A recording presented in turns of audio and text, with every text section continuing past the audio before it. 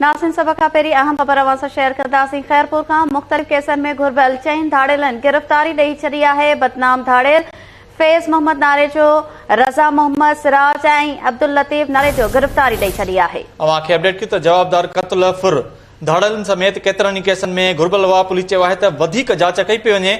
अवां खे अपडेट कयूं ख़ैरपुर खां त मुख़्तलिफ़ केसनि में घुर्बल 4 धाड़ेलनि गिरफ़्तारी ॾेई छॾी आहे। बदनाम धाड़ेल फैज़ मोहम्मद नारे जो, रज़ा मोहम्मद, सिराज ऐं अब्दुल लतीफ़ नारे जो गिरफ़्तारी ॾेई छॾी आहे।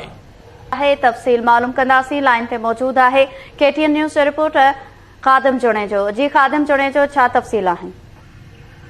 बिल्कुल रोशनी, ख़ैरपुर पुलिस वटि इंतहाई ख़तरनाक दुआरी जेके आहिनि उन्हनि गिरफ़्तारी ॾेई छॾी आहे, जिन में बदनाम धाड़ेल फैज़ मोहम्मद नारे जो, रज़ा मोहम्मद नारे जो, सिराज नारे जो, अब्दुल लतीफ़ नारे जो उन्हनि चइनी जेको आहे सो पुलिस वटि गिरफ़्तारी ॾिनी आहे। पेश पवंदड़ धाड़ेल जेके आहिनि क़त्ल, अगवा, फुरन ऐं धाड़नि जेके केतिरनि ई केसनि में घुर्बल आहिनि।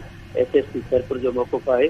SSP ख़ैरपुर इहो ॿुधाए थो त ज़िले खे ॾोहनि खां पाक करण लाइ पुलिस जो ऑपरेशन जारी रहंदो ऐं हिन ऑपरेशन के नतीजे में ये जोहारी जेके आहिनि ख़तरनाक उन्हनि गिरफ़्तारी ॾिनी आहे, गिरफ़्तारी पेश कई आहे। हुन चयो त गिरफ़्तारी ॾींदड़ में जेके ॾोहारी आहिनि उहे जेकॾहिं पाण मुरादो पेश थींदा त उन कानून मुताबिक़ वर्ताव कयो वेंदो, उन्हनि खे एक्स्ट्रा जेके केस आहिनि उन्हनि खे न मड़िया वेंदा। जी वरी महिरबानी। नाज़िम ख़ैरपुर खां ख़ादिम जुणे जो तफ़सील ॾिना आहिनि।